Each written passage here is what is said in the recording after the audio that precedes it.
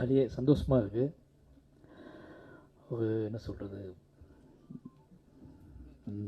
5 வருஷம் கழித்து சாரோட படம் வருது அப்படிங்கிறது, அது நான் ஸ்பாட்டுக்கு போகாத ஒரு படம் கூட சொல்லலாம். மற்ற எல்லா படத்துலேயுமே நான் வேலை பார்த்துருக்கேன். இந்த ஒரு படம் தான் வேலை பார்க்க முடியல அப்படிங்கிற வருத்தம். வேலைனா ஸ்பாட்டில் போய் பார்க்க முடியல அப்படிங்கிற வருத்தம். ரொம்ப என்ன சொல்கிறதுனா மைண்ட் ஃபுல்லாக ரொம்ப சந்தோஷமாக இருக்குது. இந்த பறந்து போவை பற்றி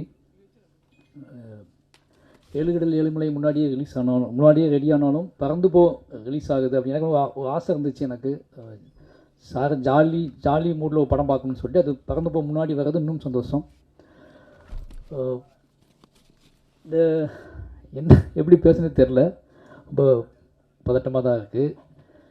பட் ஒரு ஹாப்பி, ரொம்ப சந்தோஷமாக இருந்த ஒரு மைண்ட் இருக்கும்ல அந்த மாதிரி இருக்குது. ஏன்னா சார் வந்து அடிக்கடி சீரியஸாகவே டிஸ்கஸ் பண்ணுற மாதிரி ஒரு ஃபீல் இருக்குல்ல. ஆனால் நாங்கள் பயங்கரமாக ஜாலியாக டிஸ்கஸ் பண்ணுற விஷயங்கள் வெளியே வர மாட்டேங்குது அப்படின்னு ஒரு வருத்தம் இருக்கும். ஏன்னா எனக்கு அதிகமாக காமிச்ச படம் காமெடி படங்கள் தான் 2 பேரும் ஒன்றா சேர்ந்து பார்ப்போம். அதிகமாக பார்த்த படங்கள் காமெடி. அது மிட் நைட் ஆகிட்டுனாலே அந்த சிடிஎஃப்லாம் உள்ளே லாக் பண்ணி எடுத்து சொல்லுவார். எடுத்து வச்சோம்னா ஃபுல்லாக காமெடி படமாக தான் இருக்கும். மைக்கேல் மேலே காமராஜா, அது ஒரு கிட்டத்தட்ட 100 தூரம் பார்த்துருப்போம் நினைக்கிறேன் அந்த படத்தை. மைக்கேல் மேலே காமராஜா, பஞ்சதந்திரம். ஒரு நாள் அது எந்த அளவுக்கு இருக்கும்னா ஞாபகம் வச்சு அந்த படத்தெல்லாம் கேட்டுகிட்டே இருப்பார். அந்த படத்தை எடு. நானே நிறைய ட்ரிப் அந்த காமெடி படங்களை பார்க்க ஆரம்பிச்சிட்டேன். என்னையவே வந்து களவாணி வந்தப்போ வந்து இந்த மாதிரி தான் நீ படம் பண்ணணும். ஏன்னா விழுந்து சிரிச்சாங்க அந்த படத்துக்கு, களவாணி படத்துக்கு. டேய் இப்படி படம் பண்ணிவிடுவாடா, எப்படி இப்போ ஆடியன்ஸ் எப்படி என்ஜாய் பண்ணுறாங்க இப்போ அப்படின்னு சொல்லிட்டு அவருக்கு அந்த மாதிரி ஒரு ஆசை பயங்கரமாக. ஆடியன்ஸ் வந்து ஒரு லைஃப்பை, ஒரு நிஜத்தை பார்த்து அந்த நிஜத்தை அக்செப்டபுளாக நேர்மையாக அந்த நிஜம் வந்து அவங்கள வந்து தப்பான விஷயமாக யோசிக்க வைக்காமல் அந்த நிஜம் அந்த வாழ்க்கையை ரசித்து அவங்க சிரிக்கணும். வாழ்க்கைக்குள்ளே நமக்குள்ளே இருக்கக்கூடிய சின்ன சின்ன பிள்ளைகள் வச்சு நம்ம சிரிப்போம்ல, அந்த மாதிரியான மூமெண்ட்டு அவருக்கு ரொம்ப பிடிக்கும்.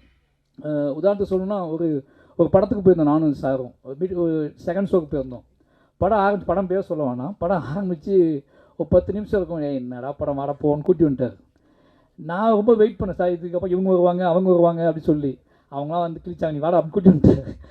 கூட்டி வந்து ஒரு 2 மாதம் கழித்து அந்த படத்தோட காமெடி வந்து ஆதித்யா டிவியில் ஓடிக்கிட்டு இருக்கு. எனக்கு இந்த படத்தோட டிவிடி வேணும் அப்படின்னு கேட்டேன். அப்போ நான் சொன்னேன், சார் இந்த படத்தை நம்ம தேட்டருக்கு போனோம், இந்த படத்துக்கு தேட்டருக்கு போய்ட்டா பாதியில் கூட்டி வந்தீங்க அப்படின்னு சொன்னேன். டேய் இந்த படத்தை டிவிடி வாங்கிட்டு வாடா, காமெடி மட்டும் பார்ப்போம் அப்படின்னு சொல்லி. அப்புறம் வாங்கிட்டு வந்து பார்த்தா அந்த டிவிடி அந்த படத்தோட காமெடியை எத்தனை நாள் பார்த்தானே தெரியாது. அது வடிவேல் சார் நடித்த படம். அந்த காமெடி பார்த்துக்கிட்டே இருப்பார், விழுந்து சிரிச்சிட்டே இருப்பார். அப்போ அவர் என்கிட்ட பேசுகிறது எல்லாமே அதிகமாக 2 பேரும் தனியாக இருக்கும்போது பேசுகிறது எல்லாமே பயங்கர காமெடி சென்ஸாக.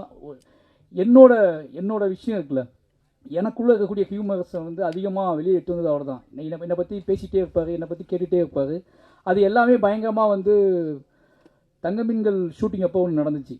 அப்போ நான் ரொம்ப இன்னசென்ட்டாக இருப்பேன். தங்கமீன்கள் ஷூட்டிங் அப்போ வந்து எங்கள் அப்பாவுக்கு வந்து பாம்பு கடிச்சிருச்சு.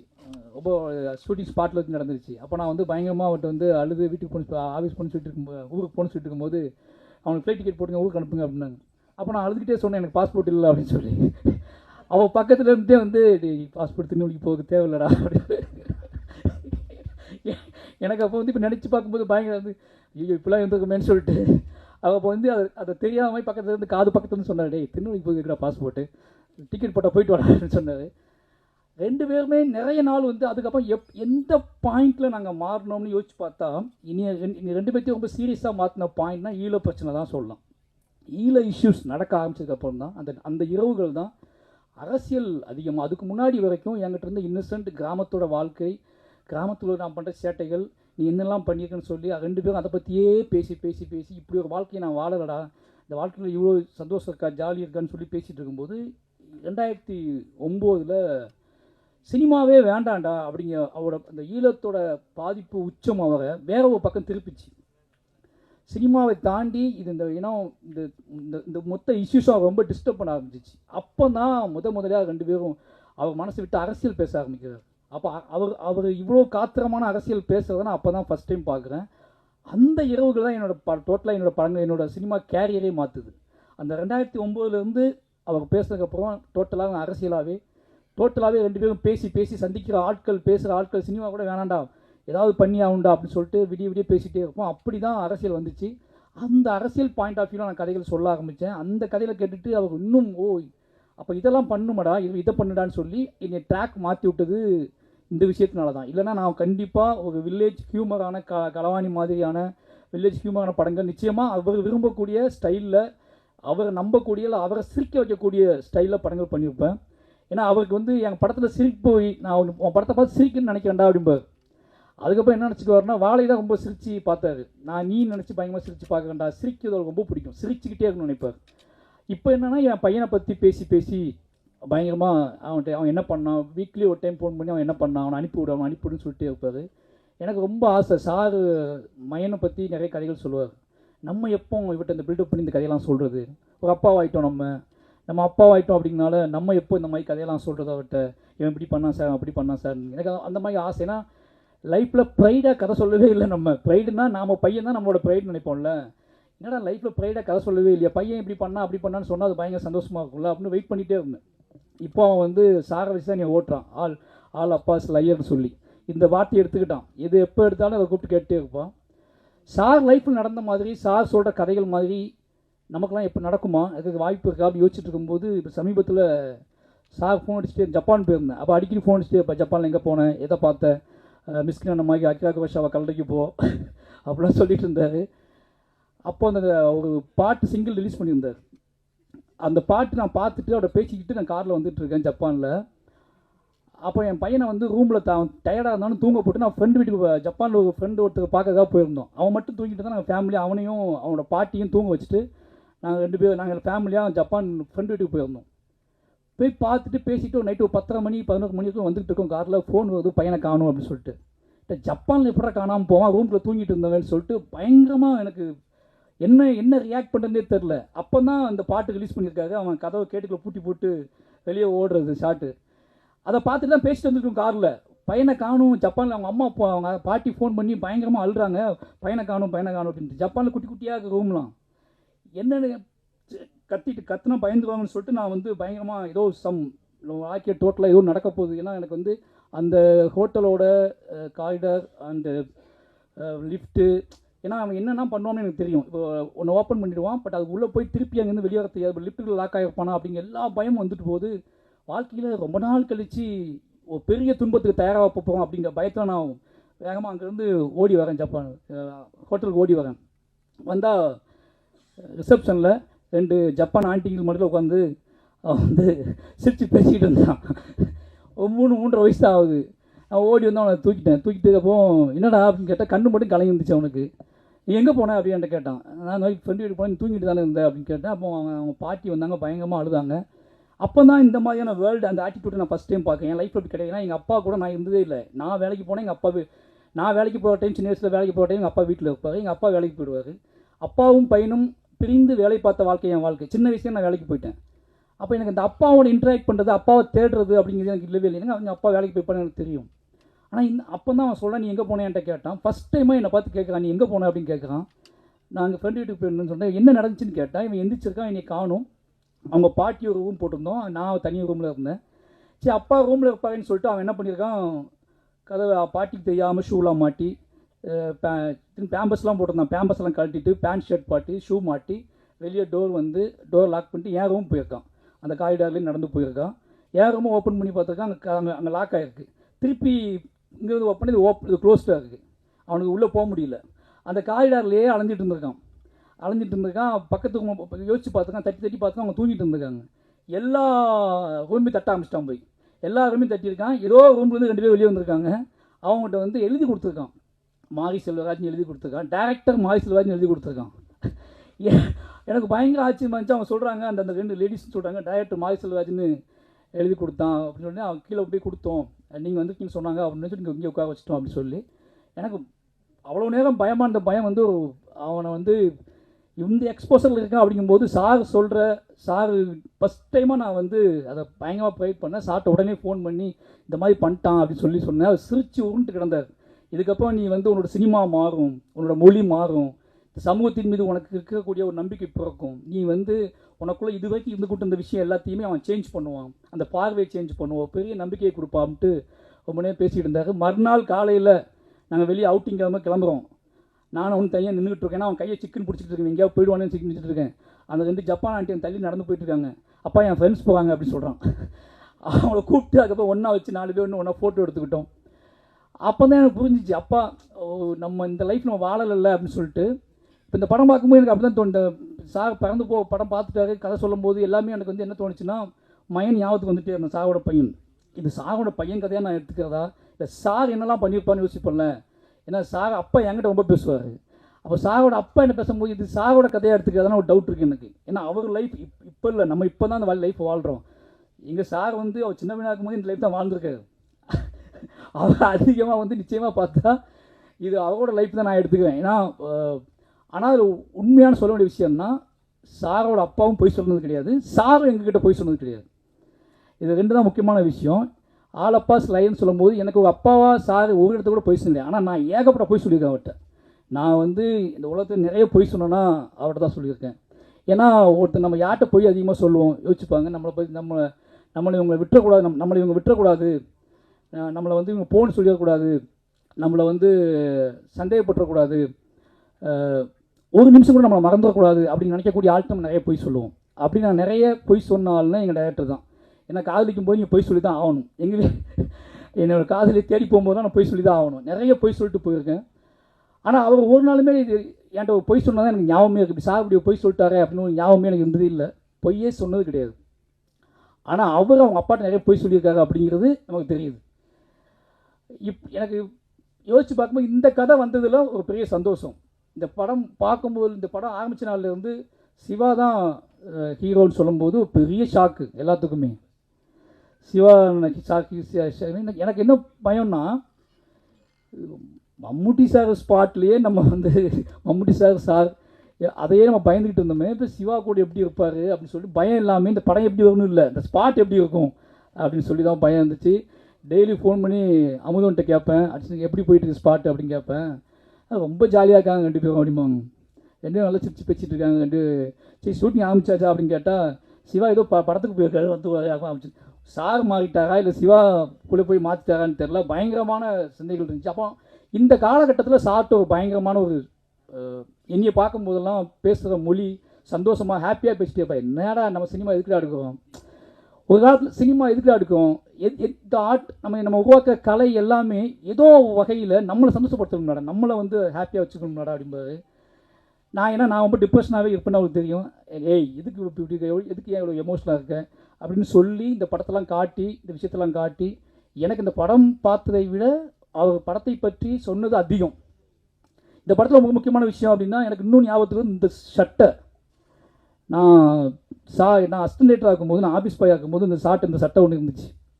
அது நான் வந்து ரொம்ப நாள் நான் எடுத்துகிட்டு போய் நான் ஸ்கிரிப்ட் எழுதும்போது, நான் ஊர் சுற்றும் போது அந்த சட்டையை நான் போட்டு அலைஞ்சேன். திருப்பி அதே மாதிரி ஒரு சட்டையை எப்படி கண்டுபிடிச்சி எனக்கு போய் ஷாக் ஆகிடுச்சு. நம்ம கொண்டு இது வந்து சொல்லாமல் வேண்டாமன்னு தெரியல, அந்த சட்டையை போட்டுட்டு ரொம்ப நாள் நான் அலைஞ்சிட்டு இருந்தேன். அந்த ஃபோட்டோஸே இப்போ ராமேஸ்வரத்துலாம் போனேன், அவர்கிட்ட போய் சொல்லிட்டு அந்த சட்டையை போட்டு ராமேஸ்வரத்துக்குலாம் போனேன்.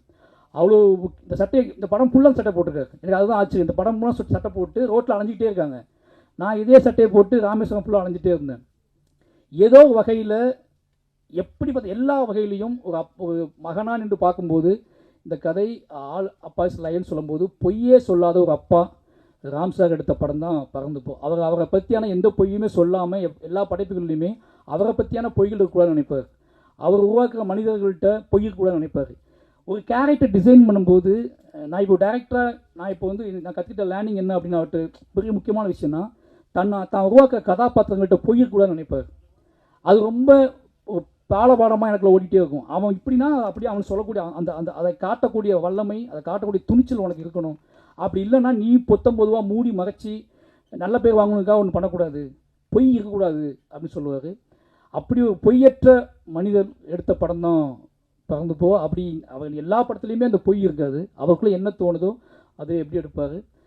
இந்த படம் நிச்சயமாக ஏன்னா ரொம்ப சந்தோஷமான நாள் எங்களுக்கு. ஏன்னா இப்போ அருண் விஸ்வா சொன்ன மாதிரி ஜூலை 4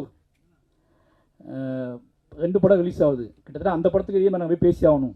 ஏன்னா இப்போ பார்த்தீங்கன்னா அவர் ப்ரொடியூசராக இருக்கார், நான் ஒரு டைரக்டராக இருக்கிறேன். சார் வந்து டைரக்டர் ஆகிட்டு 3 படம் வேணா ரிலீஸ் ஆகுது. இந்த 2 படம் வேணா ரிலீஸ் ஆகுது. ரொம்ப சந்தோஷமான விஷயம். இதில் முக்கியம் சொல்ல போனா கிரேஸ் அவங்க கும்பலாங்கி நைட்ஸ் பார்த்துட்டு பயங்கரமாக பிடிச்ச ஒரு ஆக்டர். சார் படத்தை நடிக்கணும்னு ரொம்ப சந்தோஷமாயிடுச்சு எனக்கு. ஏன்னா நிச்சயமாக ஒரு அவங்களாம் வேறு ஏதாவது படத்தில் வச்சப்போ ஒரு பயம் வரும்ல, என்னென்ன இந்த படத்தில் மாட்டிட்டாங்கன்னு தோணும். பட் சார் படத்தில் நடிக்கிறாங்க ரொம்ப சந்தோஷம். இந்த பையன் எனக்கு வந்து நிறைய நேரத்தில் அவன் வந்து மையனை ஞாபகப்படுத்தினான். ஏன்னா அப்படியே அவன் வந்து தான் பையனை பார்த்ததை, அவனோட ஆட்டிடியூட்டை, அவனுக்குள்ள அவன் ஒரு விஷயத்தை எவ்வளோ சவுண்டாக கேட்பான், ஒரு விஷயத்தை எவ்வளவு நாசுக்காக கேட்பான், எப்படி லாக் பண்ணுவான், எல்லாத்தையும் தெரிஞ்சுக்கிட்டு பண்ண மாதிரி, எல்லாத்தையும் பார்த்து பார்த்து இவனை உருவாக்குன மாதிரி இருந்துச்சு. எனக்கு என்னோட ஃபாதர், என்னோட அப்பா ராம் சார் வந்து அவர் எடுத்த அந்த படத்தை பார்க்கும்போது நான் என்னையை உருவாக்குன அந்த ஃபீல்டில் தான் நான் பார்க்குறேன். என்னையை வந்து நான் அவர்கிட்ட என்னெல்லாம் ஆசைப்பட்டேன், என்னையை எப்படி உருவாக்குனாரு, அந்த ஃபீல்டில் தான் அந்த படத்தை பார்க்குறேன். நிச்சயமாக எங்கள் ஃபேமிலியோட திருவிழானே சொல்லலாம் இந்த படம். எல்லோரும் சொல்கிறாங்க மாரி செல்வராஜ் உருவாக்கிட்டாருன்னு சொல்லி. அதான் சொல்கிறேன்ல, எங்கிட்ட இருக்கிற நல்ல விஷயம் அத்தனையுமே அவரால் உருவாக்கப்பட்டது. எங்கிட்ட இருக்கிற அரசியல் நேர்மையோ இல்லை எங்கிட்ட இருக்கிற குறைந்தபட்ச நல்ல விஷயம் ஏதாவது இருக்குன்னு நீங்கள் நம்புனீங்கன்னா அது ஏன்னா நான் அப்படி வாழலை. அப்படி ஒரு வாழ்க்கையை இந்த வாழ்க்கை எனக்கு இந்த சமூகம் எனக்கு அப்படி ஒரு வாழ்க்கையை கொடுக்கவே இல்லை. இந்த சமூகம் எனக்கு கொடுத்தது எல்லாமே சந்தேகத்துக்குரியது தான். இந்த சமூகம் எனக்கு கொடுத்தது எல்லாமே இவனுக்கு கொடுக்கலாமா, இவனுக்கு வேண்டாமா, இவன் இந்த சமூகத்துக்கு தேவையா வேண்டாமா அப்படிங்கிற சந்தேகத்திலேயே வச்சிருந்த சமூகத்துக்கிட்ட எனக்கு என் லைஃப்பில் இருக்க நல்ல விஷயம் அத்தனையுமே என்னோட இயக்குனரால் கொடுக்கப்பட்டது. ஒரு காதல் மேலே, ஒரு பிரியத்தின் மேலே, அன்பின் மேலே, நம்ம ஒரு அப்பா அப்படிங்கிற கேரக்டரையே, அப்பாங்கிற வாழ்க்கையின் மீதே எனக்கு ஒரு பெரிய பிரியத்தை கொடுத்தது. அவ்வளோதான். நான் ஒரு அப்பாவாக இருக்கேன் அப்படிங்கிற ப்ரைட்னஸையே. ஏன்னா இது இல்லைன்னா நான் வேறு மாதிரி அப்பாவாக இருந்திருப்பேன். ஒரு பையன் பிறந்தான், ஓகே அவன் வேலையை பார்க்குறான், நம்ம வேலையை பார்க்கணும் அப்படின்னு இருந்திருப்பேன். ஆனால் இப்போ டெய்லி அவனை பார்த்துக்கிட்டே இருக்கேன். எங்கிட்ட இருக்கிறத விட இப்போ அவன் ராம் சார் பற்றி கேட்குறான் அதிகமாக. சாப்பிட்ட போகணும்னு சொல்கிறான். என்னை நேசித்ததை விட என் பிள்ளைகளை அவர் நேசிக்கிறாரு அப்படிங்கிறது வந்து ஒரு பெரிய எனக்கு உண்மையாக பொறாமையாக இருக்குது. என்னடா நீ வேணாண்டா அவனை அனுப்பிவிட்றா அப்படிங்கிறார். சார் நான் வரட்டுமா அப்படின்னு கேட்டால் நீ வந்து எனக்கு இன்றைக்கி என்ன பண்ண போகிற, அவனை அனுப்பிவிடு அப்படின்னு கேட்குறாரு. அவன் போகிறான். அவன் போயிட்டு அவன் இப்போ ஐஸ்கிரீம் வேணும் எப்படி கேட்குறான். அவன் ஐஸ்கிரீம் வேணும்னு கேட்க மாட்டேன்றான். ராம் சார் ஆஃபீஸ்க்கு போகணும் அப்படின்னு கேட்குறான். ஏன்னா அங்கே போனால் அவன் வாய்ப்பு கொடுப்பான்னு அவனுக்கு தெரியும். அவன் அப்படி ஆகிட்டான் எல்லாத்துக்குள்ளுமே. எனக்கு என்ன அப்படின்னா ரொம்ப சந்தோஷமாக இருக்குது. எனக்கு என்னென்னா மைண்டில் என்ன தோணுதுன்னா அவன் அப்படியே வளரணும். அந்த ஷேடோவிலே அவன் சார்கிட்ட டேரக்டர்னா என்னையால் அவ்வளோ அறிவை, அவ்வளோ நாலேஜை புகட்ட முடியுமான்னு தெரியாது. ஏன்னா நான் ஏதோ வழியில் என்னை அறியாமலே சமூகத்தின் மீதுக்கு பயத்தை தான் அவனுக்கு புகட்டுறேன். சமூகத்தின் மீது பயத்தையும் அவநம்பிக்கையும் தான் ஏதோ வகையில் நான் அவன்கிட்ட இனி அறியாமலே இப்படி பண்ணக்கூடாதுன்னு சொல்கிறேன். இப்படி பண்ணுறா நீ அப்படின்னு சொல்கிற துணிச்சல் வந்து என்கிட்ட இல்லவே இல்லை. அதை நான் நிறைய இடத்த உணர்ந்துருக்கேன். என் பிள்ளைங்கிட்ட நான் உணர்ந்துருக்கேன். விடு அவன் பார்த்துக்குவான் அப்படின்னு சொன்னதே கிடையாது நான். ஏன் அவன் அப்படி பண்ணுறான் இது தப்பாக நினச்சிக்குவாங்க, ஏதாவது தப்பாக நினச்சிக்குவாங்க அப்படின்னு சொல்லிகிட்டே இருப்பேன் நான். ஆனால் அவங்க டேய் நீ பண்ணுறா, நீ குதிட்டா, நீ ஆடுறா, நீ ஓடுறா, அவனை விடுறா அப்படின்னு சொல்லக்கூடிய எனக்கு சொன்னார்ல, அதே மாதிரி அவனுக்கு சொல்லி வளர்த்துக்கிட்டு இருக்காரு. அவனோட ஏன்னா அவரே பேர் வச்சு 2 பேர்த்தையும் அவரோட பார்வையில் வளர்க்குறாரு. நிச்சயமாக எனக்கு அந்த சந்தோஷம் ஒரு முக்கியமான சந்தோஷம். பறந்து போ 5 வருஷத்துக்கு அப்புறம் எல்லாரும்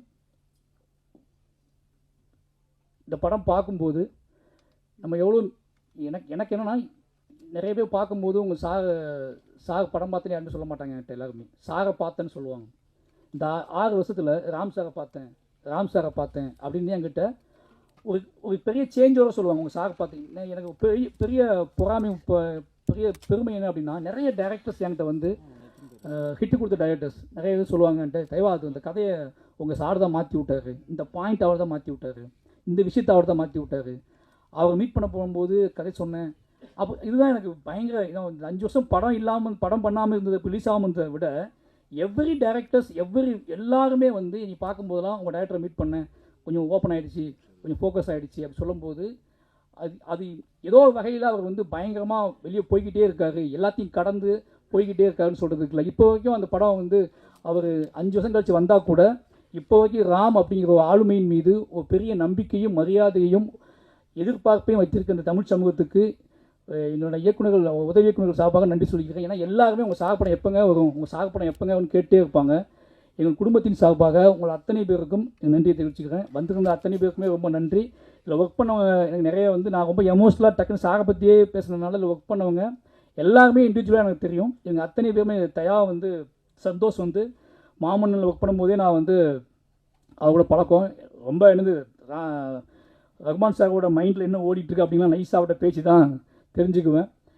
ரொம்ப என் மேலே பெரிய நம்பிக்கையை வச்சுக்கிற மரியாதை வச்சுக்கக்கூடிய ஒரு மியூசிக் அவர் இப்படி மியூசிக் ஆகிட்டார், சார் படத்தில் ஓப்பன் ஆகிட்டார் அப்படிங்கிற ரொம்ப சந்தோஷம். இப்படி ஒவ்வொருத்தருமே இந்த படத்தில் அவங்களோட உழைப்பை பெருசாக போட்டிருக்காங்க. சிவா சார் நிறைய பேசணும், அதில் மேடைகள் நிறைய இருக்குது. சாரை சந்தோஷமாக பார்த்துக்கிட்டார் சிவா சார். ஏன்னா சார் எப்படி சார் ஸ்பாட்டு போச்சு அப்படின்னா ஒரு ஹீரோவை பற்றி சிரித்து சார் சொல்கிற ஃபஸ்ட்டு படம் இதுதான். அதாவது என்னென்னா, அவர் மற்ற ஷூட்டிங் ஸ்பாட் கேட்கும்போது கொஞ்சம் அவர்கிட்ட ஒரு சின்ன ஒரு இது இருக்கும். ஆனால் இந்த ஷூட்டிங் ஸ்பாட்டை கேட்கும்போது அவர் அறியாமலேயே அது ஒரு முகத்தில் ஒரு பெரிய புன்னகை வந்துகிட்டே இருக்கும். அந்த புன்னகைக்கு ஒரே காரணம் சிவா சார். தேங்க்யூ சார், எல்லாத்துக்கும் நன்றி. அப்போ ஹாட் ஸ்டார், வாழை, எனக்கு தெரியும் திருக்கத்தையும் குடும்ப கம்பெனி மாதிரி ஆகிட்டீங்க. வாழைக்கு அவங்க கூட சப்போர்ட் உங்களுக்கு தெரியும். ஏன்னா வாழை இப்போ பறந்து போக மூலமாக தான் வாழை நடந்துச்சு. பறந்து போகிறதுக்காக தான் எல்லோரும் மீட் பண்ணி பேசிக்கிட்டே இருப்போம். அப்போது அந்த கேப்பில் வாழை ஆரம்பித்து வாழையை பண்ணிடலான்னு போயிட்டோம். ஏன்னா இப்போது வாழை வந்ததுக்கப்புறம் அது தேட்டருக்கெலாம் பறந்து போ அடுத்த படமாக ஹாட் ஸ்டாரோட அடுத்த படமாகவே பறந்து போ வர்றது அப்படிங்கிற ஒன்று இருக்குல்ல, அது ஏன்னா தொடர்ந்து ஹாட் ஸ்டாரோட பேசிகிட்டே இருக்கோம் நம்ம அப்படின்னு சொல்லி ஒரு பெரிய சந்தோஷம். இந்த சாத்தியப்படுத்திய பிரதீப் சார், நரன் எல்லாத்துக்குமே ரொம்ப நன்றி. நிச்சயமாக இது ஒரு சினிமா என்ன சொல்கிறது, ஒரு சினிமா எப்படி இருக்கணும், ஒரு சினிமா வந்து ஏன் பார்க்கணும், ஒரு சினிமாக்குள்ளே இருந்துட்டு நம்ம வெளியே போகும்போது என்ன மாதிரி உணர்வோடு போகணும். ஒரு இவ்வளோ வயசானதுக்கப்புறம் இவ்வளோ கிட்டத்தட்ட 50 வயசு ஆயிடுச்சு அவருக்கு. 50 வயசானதுக்கப்புறம் அவள் நினைக்கக்கூடிய இயங்கக்கூடிய விஷயம் என்னென்னு இருக்குல்ல, அவள் இயங்கக்கூடிய விஷயம் என்னென்னு இருக்குல்ல, எங்ககிட்ட என்ன இயங்குறாரோ அதுதான் மொத்த தமிழ் சமூகத்துக்குமே அவன் இயங்குவார். அப்படியான படமாக பறந்து போயிருக்கும். பறந்து போய் நிச்சயமாக உங்களை சந்தோஷப்படுத்தும். வந்திருந்த எல்லாத்துக்கும் ரொம்ப நன்றி. நிச்சயமாக அந்த படத்தை நீங்கள் வந்து பொதுமக்கள்கிட்ட கொண்டு போகணும். என்னையை எப்படி உங்களுக்கு நல்லாவே தெரியும், என்னையை நீங்கள் அதிகமாக கொண்டு போய் சேர்த்தது மீடியா தான்.